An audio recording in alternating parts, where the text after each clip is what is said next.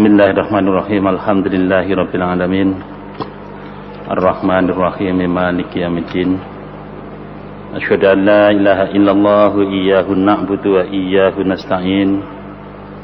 Wa asyhadu anna Muhammadan 'abduhu wa rasuluhu al-mab'uts rahmatan lil alamin.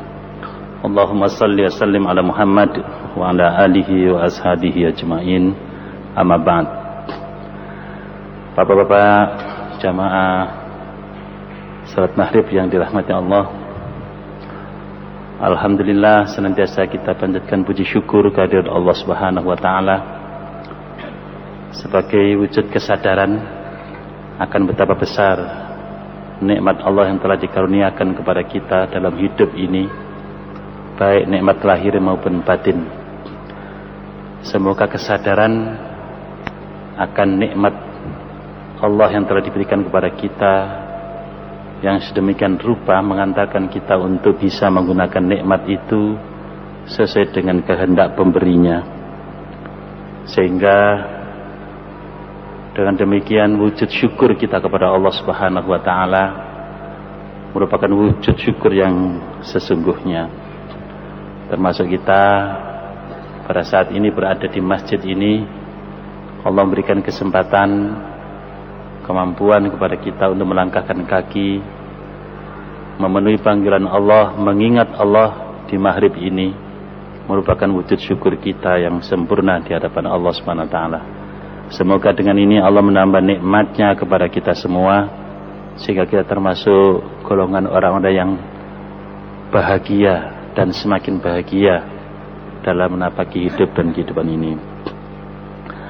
Bapak dan saudara sekalian, sebagai orang yang beriman, yang sadar bahwa hidup ini merupakan amanah dari Allah Subhanahu wa taala yang harus kita tunaikan, dan kita sebagai manusia yang beriman menyadari bahwa kita mendapatkan penghormatan, pemuliaan dari Allah Subhanahu wa taala karena dipercaya oleh Allah untuk memangku amanahnya di bumi ini. Apabila kesadaran ini ada pada kita dan kita berupaya keras dalam hidup kita ini untuk melaksanakan amanah itu sebaik-baiknya, maka Bapak dan saudara kalian, setiap saat kita pasti melakukan evaluasi terhadap perjalanan hidup dan kehidupan kita ini. Apakah dari subuh ke duhur, duhur ke asar, asar ke maghrib, maghrib ke isya, dan isya ke subuh kembali. Semua itu merupakan rangkaian kesadaran kita untuk memikul amanah Allah dengan baik, ataukah kita terlena, lalai, dan kita tidak sadar bahwa hidup itu adalah dalam rangka merealisasikan, mewujudkan amanah Allah itu. Karena itu perlu sekali kita salat 5 kali dalam sehari semalam seperti ini untuk mempertegas keberadaan kita sebagai hambanya dalam menjalankan tugas kekhilafahan di muka bumi ini sebagai apa saja, sebagai presiden, sebagai menteri, sebagai gubernur, wali kota, bupati, camat, lurah, sebagai karyawan, sebagai pengusaha, sebagai apa saja.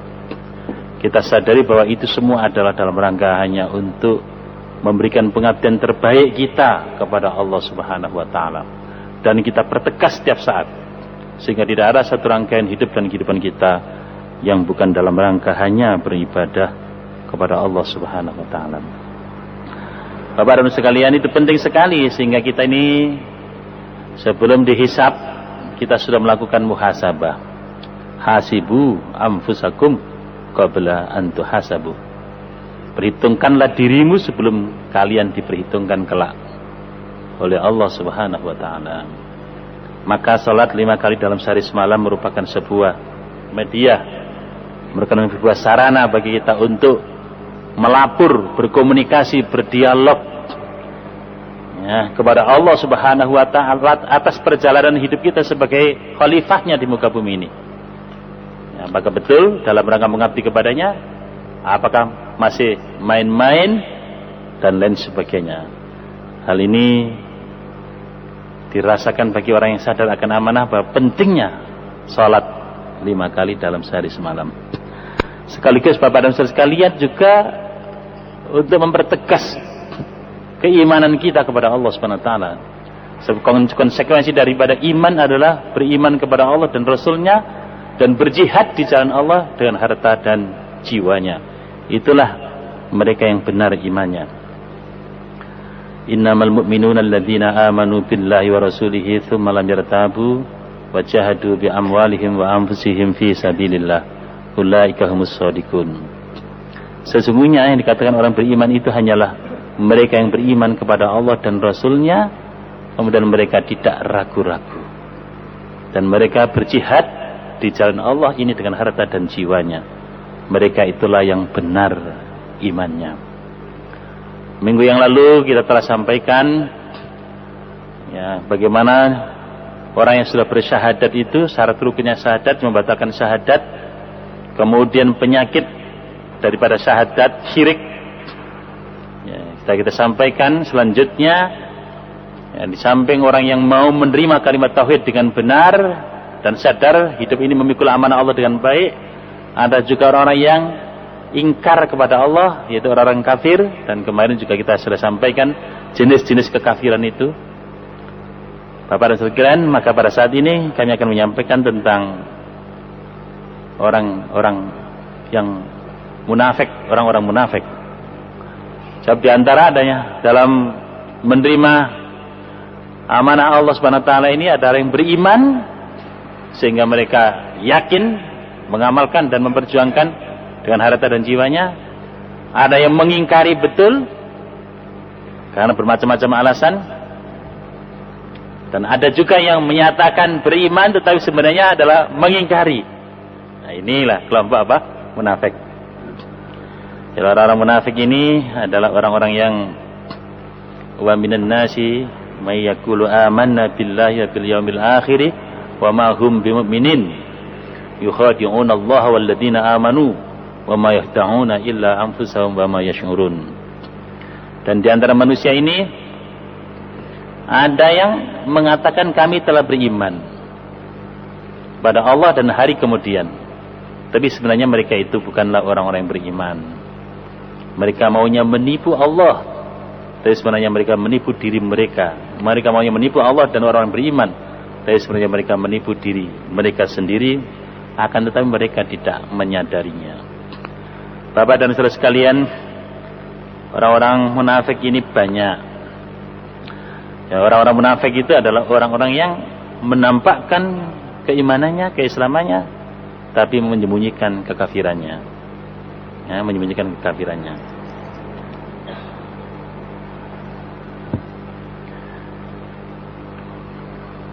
Jadi nifak itu menampakkan apa yang sesuai dengan kebenaran, menampakkan keimanan, keislaman, dan menyembunyikan apa yang bertentangan dengannya, ya, menyembunyikan kekafiran. Jadi siapa saja yang menampakkan sesuatu yang sejalan dengan kebenaran di depan orang banyak, padahal kondisi batin atau perbuatannya yang sebenarnya tidak demikian, maka dialah yang disebut munafik. Nah, kepercayaan dan perbuatannya disebut nifak. Ya. Dan manusia-manusia yang seperti ini ada manusia-manusia yang separuh-separuh. La ilaha ula'i wa la ilaha ula'. Bahasa Jawanya gak ngalor, gak ngidul. Ya, manusia abu-abu, manusia yang gak jelas. Tidak jelas identitasnya. Menjadi tidak jelas juga kepribadiannya. Ya, manusia yang seperti ini, manusia yang tidak punya pendirian yang jelas. Mudah terombang-ambing oleh situasi dan kondisi. Zaman Orde Lama ikut Orde Lama, zaman Orde Baru ikut Orde apa? Baru. Yang penting aman. Yang penting apa? Aman. Itu sekalian, itu orang munafik. Ya. Ya, la ilaha ula'i wa la ilaha ula', gak ngalur gak ngidul. Orang-orang munafik ini kalau berbicara bohong. Idza hadatsa kadiba, kau kadaba. Wa idza wa'ada akhlafa. Kalau janji ingkar. Wa idza tumina, apabila dipercaya diberi amanat, khana, berkhianat. Ya, orang munafik seperti ini Bapak dan sekalian, ciri-cirinya. Tanda-tandanya orang munafik itu di antaranya itu banyak bohong. kalau berbicara, banyak ngumbar janji, tapi tidak pernah menepati janji atau kurang menepati janji. Ya, kalau diberi amanat sebagai apa saja, banyak khianatnya. Orang-orang munafik. Orang-orang munafik ini mau enaknya saja. Kalau ada kenduran, dia datang duluan. Kalau ada kerja bakti, dia datang terakhir. Ya. Orang munafik ini kalau ada kenduran, duluan dia. Ya. Ingin nampang di depan, di close up, disiarkan di media dan seterusnya. Tapi kalau diajak bekerja, berkorban, berjuang, tunggu dulu, nyelimpet ke sana kemari. Dan orang munafik itu adalah kita, orang-orang kita ini di tengah-tengah kita. Sholat bersama kita, ngaji bersama kita. Tapi sikap mentalnya seperti itu, Bapak dan sekalian. Begitu orang-orang munafik ini merupakan tantangan berat bagi orang yang beriman. Rasulullah mengatakan al-mu'minu baina khamsi syada'id. Mu'minun yahsuduhu wa munafiqun yabghuduhu wa kafirun yuqatiluhu nafsun tunazi'uhu wa syaitanun yudilluh. Orang beriman itu akan menghadapi tantangan yang cukup berat. Akan menghadapi orang-orang hasud yang pertama. Yang kedua akan menghadapi orang-orang munafik. Munafik yang selalu jengkel, ya, hidupnya selalu jengkel, sakit hati terus. Yang ketiga akan menghadapi orang-orang kafir yang ingin membunuhnya. Kafir.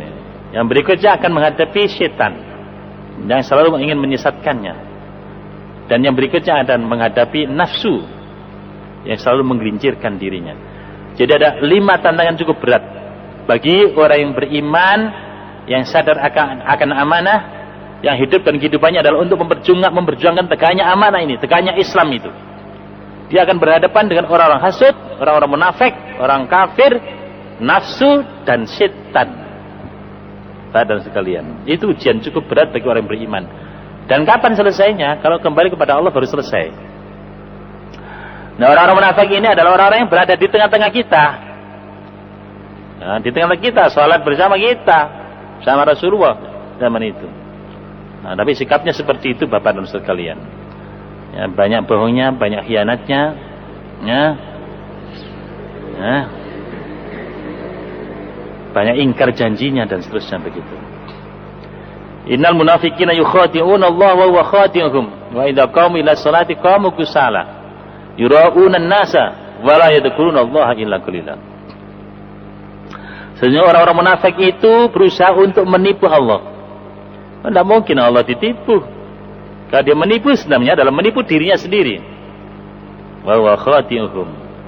Wa idza qamu ila sholati, kalau dia menegakkan salat, qamu kusala. Mereka menegakkan dengan malas. Malas menegakkan salat. Malas menegakkan hubungan dengan Allah. Malas menegakkan sistem ilahiyah dalam hidup dan kehidupannya. Malas. Enggan untuk menegakkan syariat Allah. Qamu kusala. Yura'una nasa, mereka banyak riak kepada manusia. Ini kalau ada close up, berita, ya diberitakan, ya ingin di depan itu. Bagi orang-orang yang paling berjasa seperti itu, orang-orang munafik. Jadi riak. Yura'una nasa wa la yadhkuruna Allah illa qalila, dan mereka tidak mengingat Allah kecuali sedikit. Ini orang-orang munafik itu.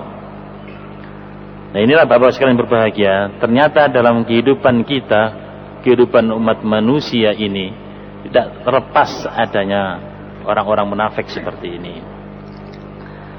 Ya, khususnya di dalam menapaki perjalanan iman untuk memikul amanah Allah Islam dalam hidup dan kehidupan ini. Maka orang-orang munafik ini selalu ngericui, selalu ngerepoti, ya, selalu ganggu. Ya. Bapak dan saudara sekalian, karena itu orang-orang munafik ini adalah racun, ya, racun, penyakit racun dalam tubuh umat Islam. Dan mereka itu menyebarkan racun. Di antara racun yang disebarkan adalah menghilangkan kepercayaan terhadap para sahabat Rasulullah sallallahu alaihi wasallam, yang merupakan pembawa risalah Islam yang jujur dan adil. Ya, orang munafik itu bagaimana merusak, mencitrakan, membuat image negatif terhadap sahabat-sahabat Rasulullah. Ya, itu ya. Para sahabat Rasul itu adalah orang-orang yang mendapatkan keridhaan dari Allah Subhanahu wa taala.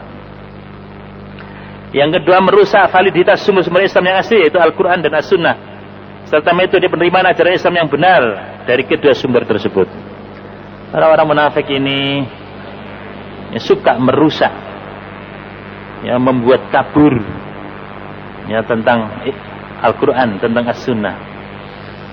Bagaimana manusia-manusia ini dijauhkan dari Al-Quran dan As-Sunnah? Caranya macam-macam, ya, dengan segala macam cara. Ya. Begitu pula bagaimana dalam memahami Al-Quran dan As-Sunnah itu bagaimana dibelokkan dengan pandangan-pandangan yang mereka ciptakan. Apakah dengan paham-paham tradisionalisme, dengan paham-paham kebangsaan, dengan dengan pandangan-pandangan global, ya, pemahaman-pemahaman global seperti liberalisme dan lain sebagainya, itu dijadikan sebagai kacamata untuk memandang Islam. Biarlah Islam itu ada, tetapi cara memahami Islam itu sesuai dengan selera dirinya, selera nafsunya, selera sukunya, selera kelompoknya, selera golongannya, selera partainya, selera bangsanya, yuk, ya, selera pemahaman-pemahaman yang lain yang diciptakan sedemikian rupa sehingga terjadi konflik antar umat Islam itu sendiri. Kenapa? Cara memahaminya dengan cara pemahaman yang salah, tidak berdasarkan pemahaman yang dituntunkan oleh Allah dan Rasulnya. 15 abad yang silam. Dan ini sekarang banyak Bapak dan Saudara kalian. Orang munafik ini macam-macam sekarang ini. Dalam menafsirkan Al-Quran itu sesuai dengan selera perutnya. Sesuai dengan selera apa? Perutnya. Ya. Jadi dia memahami Al-Quran tidak sesuai dengan pemahaman menurut Allah dan Rasulnya, tidak. Tapi memahami Al-Quran dan As-Sunnah menurut pemahamannya sendiri-sendiri. Tuh. Sehingga ada Islam ini, Islam itu dia buat Islam liberal, Islam tradisional, Islam Indonesia, Islam itu, Islam ini dan sebagainya. Lah ini yang merusak validitas sumber-sumber Islam yang asli, yaitu Al-Quran dan As-Sunnah, ya, menurut Allah dan Rasulnya, menurut pemahaman Ahlus Sunnah wal Jamaah. Tidak seperti itu. Ketika menghancurkan agama Islam, baik secara parsial maupun secara keseluruhan. Jadi orang munafik ini berusaha untuk merusak Islam itu dari dalam. Orang-orang munafik ini biasanya menjadi perantara, mediator bagi orang-orang kafir untuk menghancurkan, merusak orang-orang mukmin yang sadar akan amanah, ya, yang menghadapi mujahid Islam. Jadi orang Islam itu diadu domba oleh orang yang ngaku Islam sendiri. Kan di sana ada orang-orang munafik yang mudah dibeli, mudah digadai, mudah ya mudah dibeli lah Bapak. Ya. Jadi kenapa mujahid kita enak saja dihabisi orang-orang kafir? Orang-orang kafir tahu bahwa di tengah-tengah orang Islam itu ada orang-orang munafik. Dan orang-orang munafik ini pragmatis. Ya, menghargai ayat-ayat Allah dengan harga murah. Ya, sehingga mudah dibeli orang-orang kafir, baik dengan wanita, dengan harta maupun dengan kekuasaan. Dan dari sana dia bersekongkol dengan orang-orang kafir itu. Bahkan yang penting menguntungkan dirinya.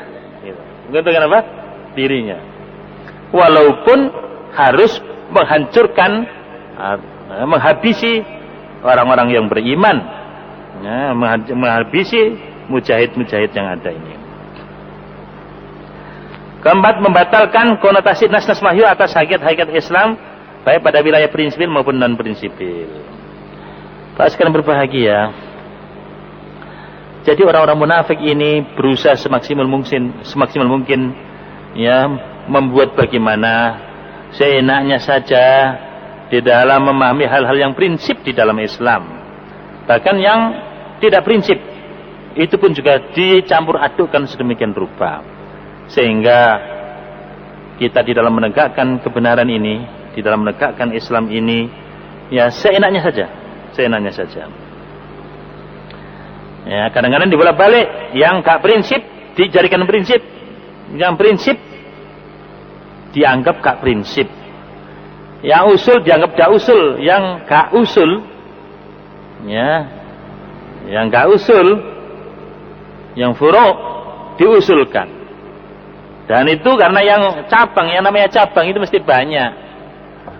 Nah, itu melahirkan banyak pendapat dan itu dijadikan usul sehingga membuat friksi, perpecahan di antara kita ini. Angkat tangan, gak angkat tangan saja berkelahi antara orang Islam. Itu Pak, di antaranya gitu Pak. Usali gak usali rame, kunut gak kunut bertengkar, nah, dan lain sebagainya. Jadi Bapak dan Saudara sekalian berbahagia, mereka berusaha keras supaya umat Islam itu nampak bahwa umat Islam itu tidak kuat. Karena apa? Karena imannya, yang diimani itu bukan sesuatu yang pokok tadi itu. Yang pokok-pokok tidak diimani, tapi yang furu-furu itu menjadi ya diimani betul begitu. Nah ini ya, sehingga terjadi hal-hal yang sedemikian rupa. Yang usul dianggap remeh, yang furu' dianggap usul. Nah itu ya. Dan ini sudah terjadi sekian lama dalam hidup dan kehidupan kita ini. Kelima, menyebarkan rasa permusuhan dan perpecahan dalam tubuh umat Islam. Itu kerja mereka, mengadu domba, divide and impera, kerja orang-orang munafik ini. Begitulah ulah-ulah mereka, Bapak dan Saudara sekalian berbahagia. Pada zaman Rasulullah masih bisa dikendalikan. Masih bisa apa? Kendalikan. Ya. Pada masa Khulafaur Rasyidin juga masih bisa, relatif bisa. Ya, itu. Ya, ada sedikit-sedikit karena memang Khulafaur Rasyidin itu manusia biasa, bukan nabi. Yang mungkin masih ada khilaf. Karena bukan apa? Nabi yang maksum. Maka masih ada khilaf, di situ setan ini masuk. Di situ orang munafik juga ikut bergentayangan. Nah, apalagi setelah itu, ya karena para tabi'in dan seterusnya semakin lama adalah memang kualitas keimanan adalah semakin apa? Semakin jauh daripada Nabi dan sahabat-sahabat yang pertama itu. Maka di sanalah mereka semakin banyak melakukan ulah, menimbulkan perpecahan di antara kita ini, di antara umat Islam saat itu. Bapak-bapak dan saudara sekalian, oleh karena itu kemunafikan ini, nifak itu suatu yang sangat membahayakan dalam perjalanan jihad untuk menegakkan Islam, dalam perjalanan orang-orang beriman untuk memikul amanah Islam itu. Kemudian jenis-jenis nifak besar. Ada 6 jenis nifak besar, dan bahasa berbagian nifak ini, kemunafikan ini sebenarnya nampak sekali ketika Rasulullah hijrah ke Madinah. Jadi pada saat di Mekah itu masih belum nampak penyakit nifak ini. Penyakit nifak ini menjadi nampak sekali ketika Muhammad Rasulullah SAW beserta sahabatnya hijrah ke Madinah. Ketika Islam sebagai din menjadi sebuah realitas kenyataan sosial. Ketika Al-Quran dan As-Sunnah menjadi landasan kehidupan kemasyarakatan. Ketika kepemimpinan yang ada dipimpin oleh Muhammad Rasulullah SAW. Ketika umatnya, yaitu kaum muhajirin dan ansar, taat kepada Rasulullah dalam rangka melaksanakan Quran sesuai dengan bimbingan Rasulullah di sebuah wilayah Yathrib dan sekitarnya, maka Yathrib dirubah menjadi Al-Madinah Al-Munawwarah. Karena Islam menjadi realitas kepemimpinan, Islam menjadi realitas kemasyarakatan, Islam menjadi sebuah bangsa, menjadi sebuah umat, menjadi sebuah nation. Nah, pada saat itu muncul kelompok-kelompok apa? Munafik itu. Nah, itu. Ya, muncul kelompok-kelompok munafik itu. Nah, nifak besar, ya, dalam akidah tadi ada 6 jenis nifak besar. 1, mendustakan Rasulullah secara parsial dan keseluruhan. Jadi dikatakan nifak besar apabila kita mendustakan Rasulullah sallallahu alaihi wasallam baik sebagian parsial maupun secara keseluruhan, secara ijmali. Orang yang beriman kepada Allah dan Rasulnya. Kalau dia memisahkan Allah dari Rasulnya, ya, ini disebut kita ini ingkar sunnah begitu ya. Maka itu termasuk mendustakan apa? Rasulullah sallallahu alaihi wasallam. Mendustakan Rasulullah, mendustakan kabar yang dibawa oleh Rasulullah, itu adalah kemunafikan. Jadi kalau ada orang sekarang yang sok pinter, yang menganggap bahwa sunnah Rasulullah itu tidak up to date lagi, tidak sesuai dengan zaman sekarang, sehingga hanya pakai Al-Quran saja, tanpa referensi as-sunnah di dalam melaksanakan Al-Quran, itu merupakan orang-orang munafik. Orang apa Pak? Munafik. Dan dikatakan kafir. Kemarin kan ada kufrun nifak. Munafik itu adalah kafir. Ya, salah satu jenis kafir yaitu kufrun nifak. Kekafiran karena dia adalah memiliki penyakit nifak. Karena hakikatnya dia itu adalah kafir. Hanya permukaannya saja yang tampak Islam, tapi hakikatnya adalah kafir. Pak sekalian, mendustakan Rasulullah, baik secara sebagian maupun secara keseluruhan adalah nifak besar. Yang kedua, mendustakan sebagian ajaran yang dibawa oleh Rasulullah. Sebagian saja munafik, apalagi secara apa? Keseluruhan, seperti ingkarus sunnah tadi itu. Jadi Muhammad adalah Nabi dan Rasul. Kalau kita tidak mengakui, kita dustakan dia akan keberadaannya sebagai Nabi dan Rasul, ya, yang sah, maka kita adalah munafik. Kemudian apa yang dibawa oleh Rasulullah? Sunnah Rasulullah. Kalau kita mengingkari, mendustakan sunnah Rasulullah SAW, maka kita disebut juga munafik dengan nifak besar.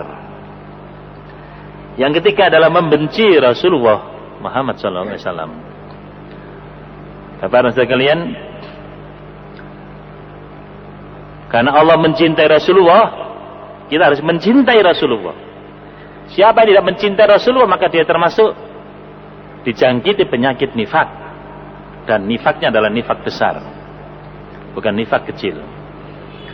Karena itu maka seluruh sunnah Rasulullah SAW harus kita cintai sebagai wujud kecintaan kita kepada Allah SWT. Ya, qul in kuntum tuhibbunallaha fattabi'uni yuhibbukumullah. Bapak dan Saudara, kalau kita ini mencintai Allah, maka ikutilah aku, kata Nabi, niscaya Allah akan mencintai kalian. Bapak-bapak dan saudara yang kami hormati, jadi tidak mungkin orang yang sudah bersyahadat dengan kalimat la ilaha illallah tidak dilanjutkan dengan syahadat Muhammad Rasulullah. Dan tidak mungkin orang yang sudah bersyahadat dengan dua kalimat syahadat itu memisahkan antara Allah dan Rasulnya, memisahkan antara Al-Quran dan As-Sunnah. Orang yang sudah bersyahadat dengan dua kalimat syahadat ini adalah orang yang mencintai Allah dan mencintai Rasulnya, melebihi apa saja. Melebihi apa? Apa saja. Nah, Bapak yang kami hormati, bahkan Rasulullah itu lebih dicintai daripada dirinya sendiri, dari bapaknya, dari anaknya, dan dari umat manusia secara keseluruhan. Sebagai konsekuensi kita bersyahadat dengan dua kalimat syahadat, maka selanjutnya mestinya penyakit nifak itu hilang dari diri kita, dan ditampakkan diantaranya adalah tidak mendustakan Rasulullah, tidak mendustakan apa yang dibawa oleh Rasulullah, dan tidak membenci Muhammad Rasulullah SAW. Selanjutnya Bapak sekalian, disebut munafik besar, nifak besar adalah membenci sebagian ajaran yang dibawa oleh Rasulullah. Membenci Rasulullah, membenci ajaran, sebagian ajaran saja, itu juga termasuk nifak besar. Ya, nifak besar. Dan yang kelima yang disebut nifak besar juga diantaranya adalah merasa gembira dengan kekalahan agama Rasulullah, dengan kekalahan Islam. Jadi kalau ada orang senang Islam mundur, ya munafik itu. Ya. Kalau ada orang senang syariat Islam nggak tegak, itu munafik, Bapak dan Saudara sekalian. Jadi kalau ada seseorang yang senang apabila Islam mengalami kekalahan dalam bidang apa saja, ya, akidah, syariah, akhlak, ideologi, politik, ekonomi, sosial, budaya, dan militer, dan seterusnya, kok senang Islam tidak tampil, tidak berperanan, maka ini dia termasuk orang-orang yang terjangkiti nifak besar. Kan beda berseberangan dengan orang yang beriman. Orang yang beriman berusaha keras untuk mengikul amanah ini, untuk melaksanakan amanah ini, untuk melaksanakan Islam ini, untuk memperjuangkan Islam itu, dan untuk memenangkan Islam di atas agama yang lain. Begitu sikap dan wujud keberadaan orang-orang yang beriman. Beda dengan orang-orang munafik, merasa senang dengan kekalahan Islam. Yang enam, merasa benci dengan kemenangan agama Rasulullah SAW. Sebaliknya lah ya. Jadi kalau Islam kalah senang, kalau Islam menang gak senang, gembira, tidak bangga. Jadi kalau ada orang nggak bangga dengan Islamnya, nggak gembira dengan kemenangan Islam, ya merasa benci ya dengan kemenangan agama Rasulullah SAW, maka itulah jenis-jenis kemunafikan yang besar.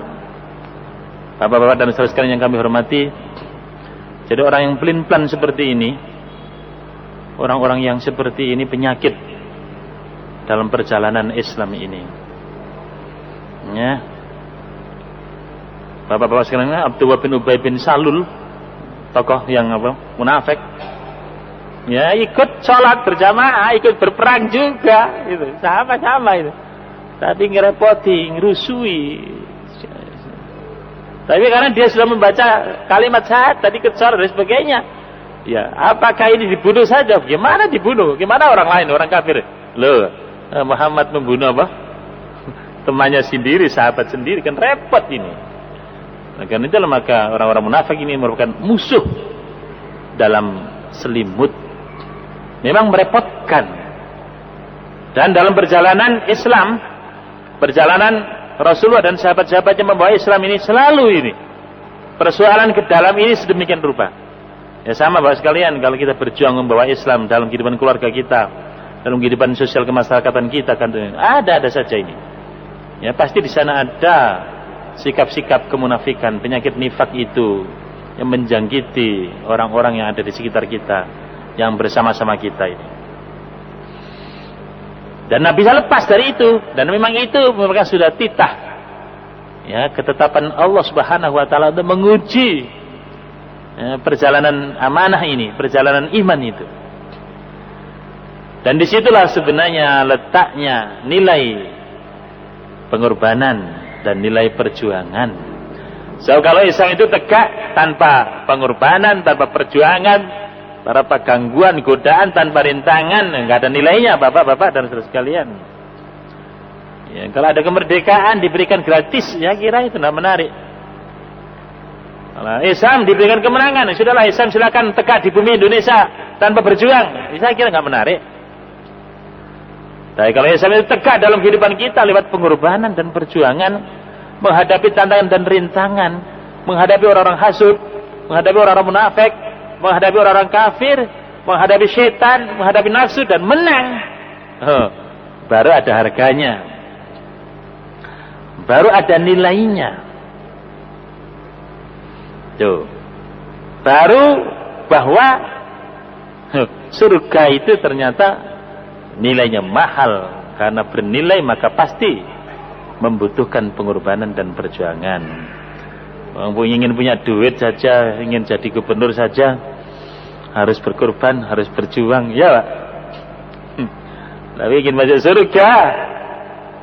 surga dengan Islam sebagai satu-satunya jalan untuk masuk surga, tidak mungkin tanpa susah payah, ya, tidak mungkin tanpa jihad.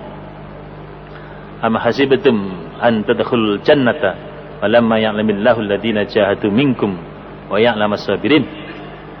Apakah kalian mengira bahwa kalian akan masuk surga padahal belum terlihat, belum nampak di sisi Allah? Mana di antara kalian orang-orang yang jihad dan orang-orang yang sabar? Jadi kalau kita ini belum berjuang, belum berkorban, belum sabar dalam menapaki perjuangan itu, saya kira mimpi saja surga itu, Bapak dan saudara sekalian. Surga yang nilainya tinggi begitu mesti ya memerlukan pengorbanan dan perjuangan yang tinggi pula. Am hasibtum an tadkhulul jannah walamma ya'tikum mathalul ladzina khalau min qablikum masatumul ba'sa wad dharra wa zulzilu hatta yaqula ar-rasul wal ladzina amanu ma'ah mata nasrullah ala inna nasrullahi qarib. Apakah kalian mengira bahwa kalian akan masuk surga padahal belum datang kepada kalian sebagaimana telah datang kepada orang-orang sebelum kalian? Mereka ditimpa dengan malapetaka kesengsaraan dan mereka mendapatkan guncangan sedemikian rupa sehingga Rasul saja beserta orang yang beriman sampai mengatakan mata nasrullah, kapankah pertolongan Allah datang? Bapak-bapak dan sekalian, jadi untuk menggapai surga itu akan diuji oleh Allah SWT dengan sesuatu yang sangat berat karena nilainya tinggi, mendapatkan guncangan, godaan, gangguan dan seterusnya sedemikian rupa sampai Rasul dan orang beriman pada saat itu mengatakan mata nasrullah, sampai pada titik sedemikian rupa, pada puncak keguncangan, mata nasrullah, kapankah pertolongan Allah datang? Ala, ingatlah, inna nasrullahi qarib, sesungguhnya pertolongan Allah itu amat dekat. Bapak-bapak dan saudara sekalian, jadi untuk mendapatkan surga, kehidupan yang bahagia, yang kekal selama-lamanya, ya mesti melalui satu pengorbanan dan perjuangan, ujian dan cobaan yang sedemikian rupa sampai pada titik kulminasi. Baru Allah menyatakan, ingatlah pertolongan Allah itu amat dekat. Dan itu sebagai ujian bagi kita semua kalau kita ingin menggapai kehidupan yang bernilai, kehidupan yang tinggi.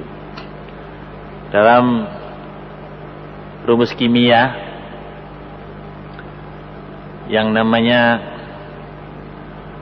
karbon dengan intan itu dari unsur yang sama.